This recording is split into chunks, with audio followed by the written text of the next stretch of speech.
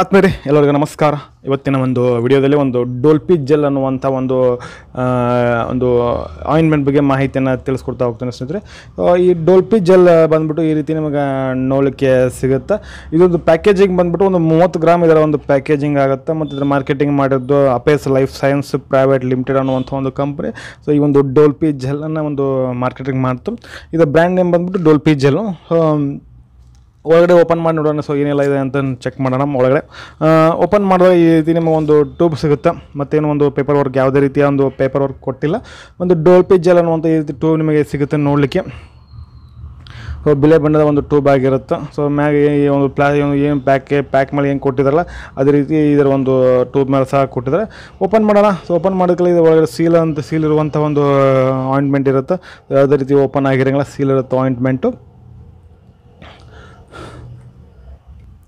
ಇದರಲ್ಲಿರುವಂಥ ಒಂದು chemical composition, molecule name, content name ಅಂತ ಹೇಳಿದಾರೆ. ಡೈಕ್ಲೋಫೆನಾಕ್ ಡೈಥಲಮೈನ್ ಮಿಥೈಲ್ಸೈಲಿಸಿಲೇಟ್ ಲಿನ್ಸಿಡ್ ಆಯಿಲ್ ಮತ್ತು ಮಿಂಥಾಲ್ ಜೆಲ್. ಸೊ ಇದರ ಪ್ರಮಾಣ ಎಷ್ಟಿದೆ ಅಂತ ನೋಡ್ತಾ ಹೋಗೋಣ. ಇದರ ಪ್ರಮಾಣ ಬಂದುಬಿಟ್ಟು ಒಂದು ಡೈಕ್ಲೋಫೆನಾಕ್ ಡೈಥಲಮೈನ್ BP 1.16% ವೇಟ್ ಇರುತ್ತೆ. ಅದು ಈಕ್ವಲೆಂಟ್ ಡೈಕ್ಲೋಫೆನಾಕ್ ಸೋಡಿಯಮ್. ಮತ್ತು ಮಿಥೈಲ್ ಸ್ಯಾಲಿಸಿಲೇಟ್ ಬಂದುಬಿಟ್ಟು 10% ಇರುತ್ತೆ ವೇಟ್. ಲಿನ್ಸಿಡ್ ಆಯಿಲ್ ಬಂದುಬಿಟ್ಟು ಒಂದು 3% ಇರುತ್ತೆ. ಮೆಂಥಾಲ್ ಬಂದುಬಿಟ್ಟು 5% ಇರುತ್ತೆ ಸ್ನೇಹಿತರೆ. ಮತ್ತು ಈ ಒಂದು ಕಾಂಪೋಸಿಷನ್ ಇದಕ್ಕೆಲ್ಲ ಯೂಸ್ ಆಗ್ತಾವಂತ ನಾವು ಹೇಳೋದಾದ್ರೆ, ಈ ಡೈಕ್ಲೋಫೆನಾಕ್ ಬಂದುಬಿಟ್ಟು ಪೇನ್ ಕಿಲ್ಲರ್ ಆಗಿ ಕೆಲಸ ಮಾಡುತ್ತೆ ಈ ಒಂದು ಡೋಲ್ಪಿ ಜೆಲ್ಲಲ್ಲಿ. ಮತ್ತು ಲಿನ್ಸಿಡ್ ಆಯಿಲ್ ಬಂದುಬಿಟ್ಟು ಈ ಸೋರ್ಸ್ ಮತ್ತಲ್ಲ ಮಸಲ್ಸ್ ಅಂತದಾವೆ, ಸೋರ್ಸ್ ಮಸಲ್ಸ್ ಅಂತಂದರೆ ಜಾಸ್ತಿ ಜಿಮ್ ಎಕ್ಸಸೈಸ್ ಮಾಡಿ ಪೇನ್ ಆಗ್ತಿರ್ತಾವೆ. ಸೊ ಅದು ಕೂಡ ಒಂದು ಇದು ಆ ರೀತಿ ಅದನ್ನು ಕಡಿಮೆ ಮಾಡಲಿಕ್ಕೆ ಇದು ಹೆಲ್ಪ್ ಆಗುತ್ತೆ, ಅದು ಲಿನ್ಸಿಡ್ ಆಯಿಲ್. ನೆಕ್ಸ್ಟ್ ಬಂದುಬಿಟ್ಟು ಮಿಥೈಲ್ ಸ್ಯಾಲಿಸಿಲೇಟ್ ಅಂತಂದರೆ ಇದು ಇನ್ಫ್ಲಮೇಷನ್ ರೆಡ್ಯೂಸ್ ಮಾಡುತ್ತೆ. ಇನ್ಫ್ಲಮೇಷನ್ ಆಗ್ತಿರುತ್ತಲ್ಲ ಜಾಯಿಂಟ್ ಪೇನಲ್ಲಿ, ಅದನ್ನು ರೆಡ್ಯೂಸ್ ಮಾಡುತ್ತೆ. ಮತ್ತು ಮೆಂಥಾಲ್ ಬಂದುಬಿಟ್ಟು ಇದು ಮೆಂಥಾಲ್ ಕೂಲಿಂಗ್ ಎಫೆಕ್ಟ್ ಕೊಡುತ್ತೆ. ಮತ್ತು ಅದ್ರ ಜೊತೆ ಒಂದು ಸೂತ್ನೆಸ್ ಮತ್ತೊಂದು ಪೇನ್ ರೆಡ್ಯೂಸ್ ಮಾಡುತ್ತೆ ಈ ಒಂದು ಮೆಂಥಾಲ್ ಬಂದುಬಿಟ್ಟು.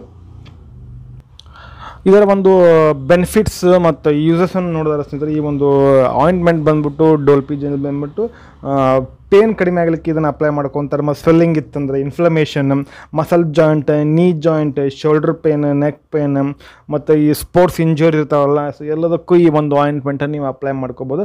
ಉಣ್ಸಿಗೆ ಬರೋಂಗಿಲ್ಲ. ಏನಾದರೂ ಮಸಲ್ಸಿಂದ ಏನಾದರೂ ಪೇನ್ ಆಗ್ತಾ ಇತ್ತು ಅಂದ್ರೆ ಅಂಥ ಒಂದು ನೋವಿಗೆ ಏನು ಮಾಡ್ಬೋದು, ಈ ಒಂದು ಆಯಿಂಟ್ಮೆಂಟನ್ನು ನೀವು ಅಪ್ಲೈ ಮಾಡ್ಕೋಬೋದು. ಈಸಿಲಿ ಏನಾಗುತ್ತೆ ನಿಮ್ಗೆ ಆರಾಮ ಅನ್ನಿಸ್ತದೆ. ಮತ್ತು ಇದರ ಒಂದು ಸ್ಟೋರೇಜ್ ಬಂದುಬಿಟ್ಟು cool and dry places and dark places do not freeze.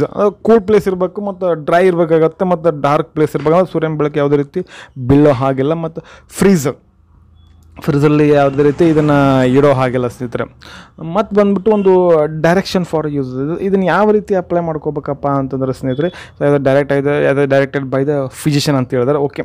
So ಗೊತ್ತಿಲ್ಲ ಅಂತಂದ್ರೆ ನೀವು ಡಾಕ್ಟರ್ ಕೇಳೋದು ಉತ್ತಮ ಅಂತ ಹೇಳ್ತಾರೆ. ಸೊ ಗೊತ್ತಿಲ್ಲ ಅಂತಂದ್ರೆ ಏನಿಲ್ಲ ಸ್ನೇಹಿತರೆ, ಸಿಂಪಲ್ಲಾಗಿ ಏನು ಮಾಡೋದು, ಆಯಿಂಟ್ಮೆಂಟ್ ತೆಗೆದುಕೊಳ್ಬೇಕು. ಸ್ವಲ್ಪ ಪ್ರಮಾಣ ಆಯಿಂಟ್ಮೆಂಟ್ ತೆಗೆದುಕೊಂಡು ಎಲ್ಲಿ ಪೇನ್ ಆಗಿದ್ದಲ್ಲ ಆ ಒಂದು ಪೇನ್ ಆದಂತಹ ಒಂದು ಜಾಗದಲ್ಲಿ ಅಪ್ಲೈ ಮಾಡ್ಕೋಬೇಕು. ಮಸಾಜ್ ಮಾಡ್ಕೋಬೇಕಾಗತ್ತೆ.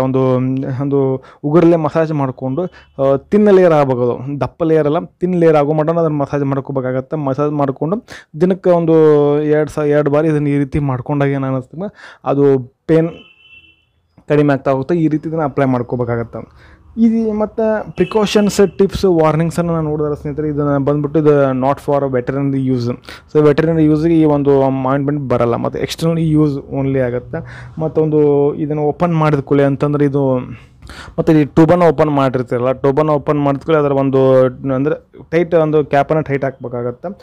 ಮತ್ತು ಚಿಲ್ಡ್ರನ್ಸಿಂದ ಈ ಒಂದು ಮೆಡಿಸಿನ್ನ ನಾವು ದೂರ ಇಡಬೇಕಾಗತ್ತೆ ಸ್ನೇಹಿತರೆ.